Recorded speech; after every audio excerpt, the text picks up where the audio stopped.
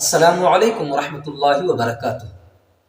حیض کی حالت میں، پیریڈ کی حالت میں، ماہواری کی حالت میں فاتحہ کا کھانا عورتیں بنا سکتی ہیں یا نہیں بنا سکتی ہیں، ناجائز ہے یا جائز ہے؟ یہ بہت پیچیدہ مسئلہ ہے۔ آج میں آپ کو حدیث پاک کی روشنی میں بتاؤں گا کہ بنا سکتی ہیں یا نہیں بنا سکتی ہیں۔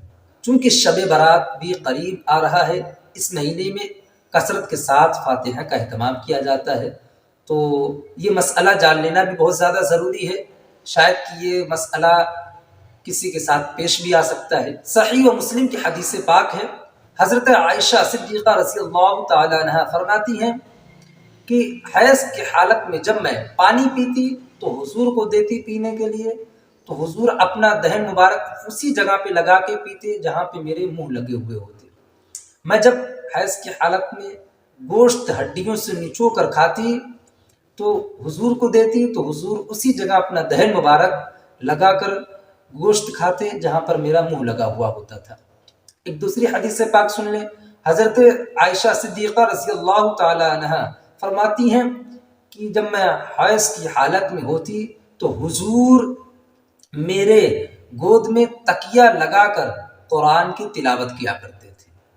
ایک اور حدیث پاک سن لیں، حضرت عائشہ صدیقہ رضی اللہ تعالی عنہا فرماتی ہیں کہ حضور نے مجھ سے فرمایا کہ اے عائشہ، ہاتھ بڑھا کر مسجد سے مصلی اٹھاؤ۔ تو حضرت عائشہ صدیقہ رضی اللہ تعالی عنہا کہتی ہیں کہ حضور میں حائض ہوں، یعنی حیض کی حالت میں ہوں۔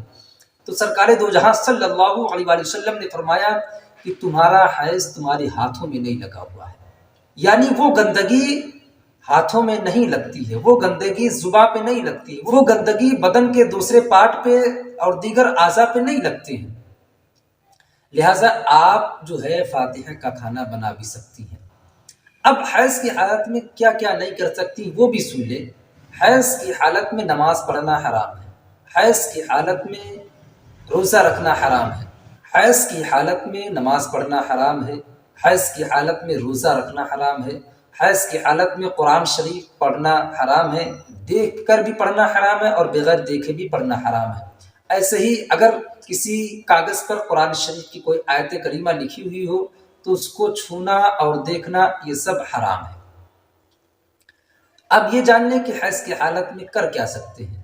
تو حیض کی حالت میں تسبیح پڑھ سکتی ہیں، حیض کی حالت میں درود شریف پڑھ سکتے ہیں، وضو کر کر یا کلی کر کر دونوں حالت میں پڑھ سکتی ہیں، جائز ہے بلکہ مستحب ہے۔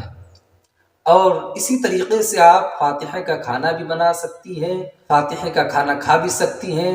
اب یہ جو عوام الناس میں مشہور ہے کہ جو عورت پیریڈ کی حالت میں ہو، حیض کی حالت میں ہو، وہ فاتحہ کا کھانا نہیں بنا سکتی ہے، فاتحہ کے کھانے کے قریب نہیں جا سکتی ہے، وہ تہوار کے دن کوئی ایسا کام نہیں کر سکتی ہے، تو یہ بالکل غلط بات ہے، یہ بے بنیاد باتیں ہیں۔ میں نے آپ کو حدیث پاک کی روشنی میں بتا دیا، اب آپ اس بات کو دوسروں تک بھی سمجھائیں جو اس غلط فہمی کے شکار ہیں، تاکہ ان لوگوں کی بھی اصلاح ہو سکے۔ لہٰذا حیض کی حالت میں، پیریڈ کی حالت میں، ماہواری کے دنوں میں فاتحہ کا کھانا بنا سکتی ہے، کھا بھی سکتی ہیں، کلمہ شریف بھی پڑھ سکتی ہیں، درود شریف بھی پڑھ سکتی ہیں، یہ جائز ہے بلکہ مستحب ہے۔